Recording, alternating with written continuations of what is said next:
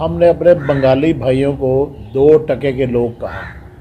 ये हमने एक ताना बना लिया था। आज 2 टके के लोग कहाँ पहुँच गए। आज बंगाल का पासपोर्ट, बांग्लादेश का पासपोर्ट हमसे ज़्यादा अहमियत इख्तियार कर गया।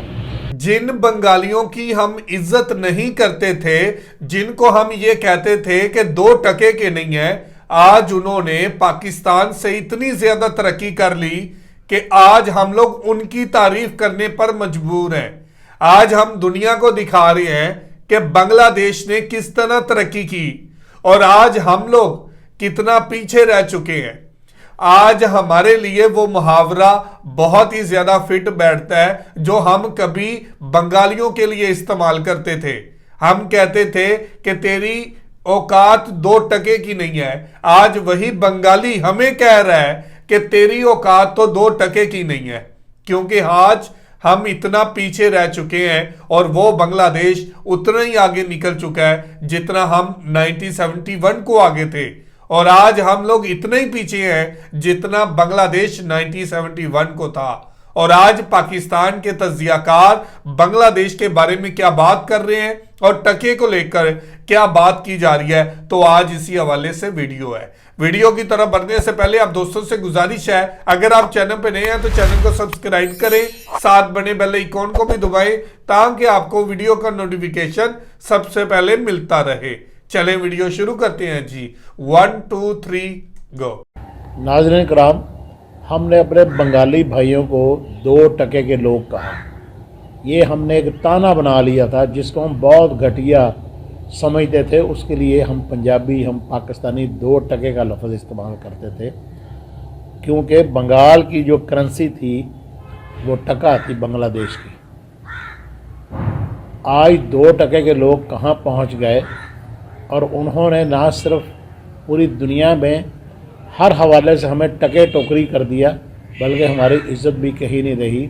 आज बंगाल का पासपोर्ट, बांग्लादेश का पासपोर्ट हमसे ज़्यादा अहमियत इख्तियार कर गया। दुनिया में कहीं भी जाएं, बांग्लादेश की इज़्ज़त हमसे ज़्यादा है। भारत तो खैर बहुत ही आगे निकल चुका है। हमने अपने आप को कितना गिरा लिया, हम किस नहज पे पहुंच गए, इसका अंदाज़ा तब होता है जब बंदा कंपैरिजन करे। तो जब तक कंपैरिजन ना करे उस वक्त तक बंदा किसी रिज़ल्ट पे पहुंच नहीं सकता। हमारे रोज़नामा कौम के जॉइंट एडिटर हैं आमिर हुसैनी साहब, ये पिछले दिनों वर्ल्ड टूर करके आए, अपने ये मीडिया के कॉन्फ्रेंस के सिलसिले में बाहर गए। तो मैंने इनसे पहला सवाल ये किया कि आमिर साहब क्या रहा एक्सपीरियंस आपका। तो कहने लगे, मियाँ साहब मुझे बहुत शर्म आई अपना पासपोर्ट मैं जहाँ भी लेकर गया। तो मैं इनसे पूछता हूँ कि जनाब आप क्या कहते हैं, क्या आपने देखा और हम कहाँ खड़े हैं। जी आमिर हुसैन साहब। देखिए, सबसे पहले तो एक एहसास मेरा मज़ीद गहरा हो गया। इससे पहले भी मैं पाकिस्तान से बाहर जाता रहा हूँ और बहुत सारे मुल्क मैंने देखे, लेकिन इस दफ़ा ये एहसास कुछ ज़्यादा गहरा था। मुझे ऐसे लग रहा था जैसे पाकिस्तानी पासपोर्ट रखना कोई जुर्म है, कोई शर्म की बात है, क्योंकि एक तो इमिग्रेशन हुकाम का जो रवैया था एयरपोर्ट पर वो कोई पाकिस्तानियों के लिए अच्छा नहीं था। किस हमारी थाईलैंड एयरपोर्ट, बैंकॉक एयरपोर्ट पे जब मैं उतरा तो वहाँ पर बंगाली थे, उनकी लाइन उन्होंने अलग कर दी और हमें अलग काउंटर की तरफ खड़ा किया कि ये सारे पाकिस्तानी एक तरफ चले जाएं, जबकि बंगाली, भारत के लोग, इंडियंस जो थे, रशियन, अमेरिकन, वो ये सब के सब एक ही लाइन में खड़े और उनको जल्दी जल्दी से इमिग्रेशन, उनके पासपोर्ट जल्दी जल्दी से क्लियर किए जा रहे थे, जबकि हमें उन्होंने काफ़ी देर लगाई और 2-3 काउंटर्स के ऊपर हमें चेक किया गया और उससे ऐसे लग रहा था जैसे हम कोई मशकूक हैं, हम पर ज़रा ज़्यादा जोर दिया जा रहा है। और पाकिस्तान, दूसरा जो मुझे शौक़ लगा वो ये था कि मैंने जब ऐसी चेक करने के लिए पाकिस्तानी करेंसी को वहाँ पे एक एक्सचेंज सेंटर में देने की कोशिश की, तो उन्होंने मुझे पता चला कि पाकिस्तान की करेंसी यहाँ कोई कबूल नहीं करता, जबकि उसके मुकाबले में इंडियन, बांग्लादेशी और इवन के नेपाली, उनको भी करेंसी एक्सचेंज मिल रहा था, जबकि पाकिस्तान को नहीं मिल रहा था और पाकिस्तानी करेंसी के मुकाबले नहीं दिया जा रहा था। ये एक ऐसा एहसास था वहाँ पर मुझे कि उससे मुझे एहसास हुआ कि पाकिस्तान कितना पीछे खड़ा है और मेरी फ्रस्ट्रेशन बढ़ गई ये सब कुछ देख कर कि ये क्या हो रहा है। और اس سے پہلے میں نے کراچی کا جو ایئرپورٹ تھا اس پہ جب کراچی ایئرپورٹ پہ گیا تو وہاں بہت ویرانی تھی اور کاؤنٹرز پر کوئی ترتیب صحیح طرح سے نہیں تھی، حسل بسل مچی ہوئی تھی، اور ایک جو وہاں پر عملہ کھڑا تھا وہ بھی کوئی ایفیشینٹ نظر نہیں آ رہا تھا پاکستان کا عملہ جو تھا. اور جبکہ جو بینکاک ایئرپورٹ کے اوپر اتر کے جو کچھ میں نے دیکھا وہاں پر ایفیشینٹ لوگ نظر آ رہے تھے اور بہت مصروف ایئرپورٹ تھا اور پتہ لگ رہا تھا کہ یہ کوئی انٹرنیشنل ایئرپورٹ ہے. ابھی اسی طرح سے میں وہاں پر 8 گھنٹے کے فاصلے پہ چینگ مائی ایک شہر ہے جو خاص طور پہ ادرک کے حوالے سے اور ایلو ویرا اور پپایا اور ان چیزوں کی ایکسپورٹ میں بڑا مشہور ہے وہ وہاں پر. تو اس کا ایئرپورٹ دیکھ کر میں بڑا حیران ہو گیا. اور وہاں کی بس سروس میں جاتے ہوئے بس سروس سے گیا تھا تو بس سروس بھی بڑی اچھی تھی ان کی. تو وہاں جب اس شہر کے اندر میں پہنچا اور وہ سارا وہاں چیزیں میں نے دیکھی تو اس سے بھی یہ احساس بڑھ گیا کہ ہم کتنا پیچھے ہیں. ایک چیز جو مجھے وہاں پر بینکاک سے لے کر چینگ مائی تک اور پھر لامکاؤ تک لامسیک تک، یہ میں نے کافی سارے شہر گھومے وہاں پر، تو وہاں پر نیلا آسمان تھا. میں نے بہت عرصے کے بعد نیلا آسمان دیکھا اور ڈسٹ بالکل نہیں تھی، آکسیجن وافر تھی، ایئر کوالٹی انڈیکس جو تھا وہ بہت بہتر تھا. پاکستان کا کوئی شہر سوچ بھی نہیں سکتے ہم کہ وہ 70 سے یا 50 کے قریب جا کے ایئر انڈیکس کوالٹی انڈیکس ہوگا جا کے وہ نہیں نظر آ رہا تھا. تو وہاں جو ایک فضا تھی اور ہر چیز، دوسری بات یہ کہ وہاں جو بھی چیز لی وہ تازہ تھی، ملاوٹ سے پاک تھی. اور ایک اور چیز میں یہاں عامر میں آپ کو تھوڑا سا انٹرپٹ کروں. آپ حیران ہوں گے پوری دنیا میں یہ جو پٹرولیم کوالٹی ہوتی ہے نا، فیول کی، پٹرول کی، جی وہ RON رون اس کی ہے معیار، اس کا جو کوالٹی کا چیک کرنے کا جو معیار پوری دنیا میں ریکمینڈڈ ہے کہ 92 رون سے اوپر اگر پٹرول ہوگا تو وہ فیول وہ گاڑیوں میں استعمال ہوگا. اس سے کم کا استعمال ہی نہیں ہو سکتا. وہ دھواں چھوڑتا ہے، فضا میں آلودگی پیدا کرتا ہے، گندگی پیدا کرتا ہے.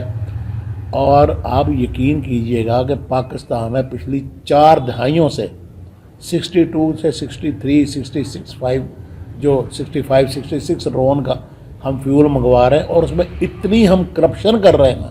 ہمیں کرپشن لے کے بیٹھ گئی ہے، ہمیں ڈکیتیاں لے کے بیٹھ گئی ہیں. اور اس ملک کی بدقسمتی یہ ہے کہ یہاں جتنے بھی فیصلہ کن جو حلقے ہیں اس ملک کا فیصلہ وہ کرتے ہیں جن کی جیبوں میں ڈالر ہیں، جن کے بچے ڈالر کا استعمال کرتے ہیں، اور ڈالر والے روپے والوں کی قسمت کا فیصلہ کر رہے ہیں. یہ ہمارے ملک کی سب سے بڑی اچھا ایک چیز میں نے وہاں یہ دیکھی کہ میں ایک ایکسچینج سینٹر پہ کھڑا ہو گیا ایک ایئرپورٹ پہ، تو آدھا گھنٹہ میں وہاں کھڑا ہو کے دیکھتا رہا. موومنٹس جو تھی، لوگ آ رہے تھے، کوئی $5,000 تبدیل کرا رہا تھا، کوئی 4,000، کوئی 3,000، کوئی 2,000. اس طرح کرتے کرتے میں نے دیکھا کہ میرے دیکھتے دیکھتے $5,00,000 کی ایکسچینج ہوئی ادھر پر کتنی دیر میں، یہ آدھے گھنٹے سے پونے گھنٹے کے درمیان. اور وہ تمام ایکسچینج سینٹر مصروف تھے. اس کا مطلب یہ تھا بھات لیے جا رہے تھے. اور جس ملک میں اتنی وافر تعداد میں لوگ جا کے زر مبادلہ لے جا رہے ہوں، اور جبکہ پاکستان میں نے وہ نہیں دیکھا. پاکستان میں ایکسچینج سینٹر اکثر و بیشتر ویران پڑے ہوئے. تو وہاں پر جو سیاح اترے مجھے پتہ چلا کہ 60 لاکھ ٹورسٹ آتا ہے. اور موسٹ ٹورسٹ ہاٹ پوائنٹ ہے یہ جو نومبر، دسمبر اور جنوری اور فروری کے درمیان کے مہینے ہیں. ان مہینوں میں تھائی لینڈ کے اندر بہت ٹورسٹ آتا ہے. پوری دنیا سے ٹورسٹ آئے ہوئے تھے. میں نے مطلب ڈالر ایکسچینج ہوتے ہوئے وہاں بڑی تعداد میں دیکھا. ٹورسٹ آ رہے ہیں، بزنس مین آ رہے ہیں، بہت سارے لوگ، مختلف شعبہ ہے زندگی کے لوگ جو ہیں وہ وہاں پر آ رہے ہیں اور دیکھیں. اور وہ یعنی آدھے سے پونے گھنٹے کے دوران میں نے دیکھا. اچھا اوور آل جو آپ جہاں گئے ان کا ہمارے پاکستانی کے حوالے سے بیہیویئر کیسا ہے؟ وہ کس نگاہ سے ہمیں دیکھ؟ سر پہلی تو بات یہ ہے کہ وہ ہماری شکل و صورت سے دیکھ کے سمجھتے ہیں کہ ہم انڈین ہیں. پہلا سوال تو وہ یہ کرتے ہیں کہ آر یو انڈین، کیا آپ انڈین ہیں، ہندوستان سے آئے ہیں؟ تو پاکستان بتانے پر وہ اوہ یا کوئی اکا دکا ہوگا وہ ذرا پاکستان. میں آپ کی بات ٹھیک ہے. مجھے ایک مرتبہ ایک بندے نے کہا کہ ہم پاکستانی بعض ممالک ایسے ہیں جہاں ہمیں خود کو پھر انڈین کہنا پڑتا ہے کہ ٹھیک ہے جی ہم انڈین ہیں، پاکستانی نہیں. وہ پاسپورٹ کے بغیر جا، کیونکہ وہاں انڈین کی عزت ہے. دیکھیں باسمتی کرنل ہمارا تھا، رجسٹرڈ انڈیا نے کروا دیا. میں نے پچھلے دن میرے ایک دوست ہیں وہ اس کا کام کرتے ہیں گندم کا فوڈ کا، تو ان نے مجھے بتایا انہوں نے کہ میاں صاحب صورتحال یہ ہے، کبھی انڈیا آٹا گندم باہر بھیجتا ہوتا تھا، اب انڈیا نے گندم باہر بھیجنا چھوڑ دی، انڈیا کی فلور ملیں اعلیٰ کوالٹی کا آٹا بناتی اور ان کا آٹا پوری دنیا میں بک رہا ہے۔ اگر عام آٹا اگر $1 کا ہے تو انڈین آٹا $3 کا بک رہا ہے، اور کہتے ہیں چھوٹے چھوٹے پیکٹ ہیں، اور وہ کہتا ہے جی امریکہ کیا برطانیہ کیا بھرا پڑا ہے وہ انڈین آٹے سے۔ ہم بھی گندم ہے، اور ہمارا یہ حال ہے کہ ہمارے پاس اپنی گندم وافر ہے، ہم امپورٹ کرتے ہیں، اس ملک کو کرپشن اور ڈکیتی لے کے بیٹھ گئے، اور یہاں ڈکیتی میں اس کو ڈکیت نہیں سمجھتا جو سڑک پہ کھڑے ہو کے واردات کرتا ہے یا ریوالور دکھا کر کسی کو لوٹتا ہے۔ اصل ڈکیت وہ ہے جس نے قلم کی ڈکیتی کی ہے اس ملک کے ساتھ۔ میں نے وہاں پر یہ دیکھا کہ مثلاً ایک شہر ہے لامسیک، میں وہاں پر گیا تو وہاں پر جو حلال فوڈ ہے وہ بھی انڈین ریسٹورنٹس ہیں، 2-4 ریسٹورنٹ ہیں، وہ سارے انڈین ہیں، اور میجورٹی انڈینز کی چھائی پڑی ہے وہ ادھر کاروبار کے اوپر بھی۔ تو جی ویور، یہ تھی ویڈیو، اور آپ نے دیکھا کہ بنگلہ دیشی، انڈین، رشین اور تمام کنٹری کے لوگوں کو ایک الگ لائن میں لگا دیا اور ہمیں ایک دوسری لائن میں، جہاں پر صرف پاکستانی تھے، اور ہمیں 2-3 بار چیک کیا گیا، ہماری کرنسی وہاں پر چینج نہیں کی گئی۔ اس کے بدلے میں دیکھیں تو بنگلہ دیش، بھارت، نیپال تک کی کرنسی ایکسچینج کی جا رہی تھی۔ آج دنیا میں دیکھیں تو ہم لوگ بہت پیچھے رہ چکے ہیں، اور یہاں پر تجزیہ کار یہ بات کر رہے ہیں کہ مجھے شرم آئی پاکستانی پاسپورٹ رکھتے ہوئے۔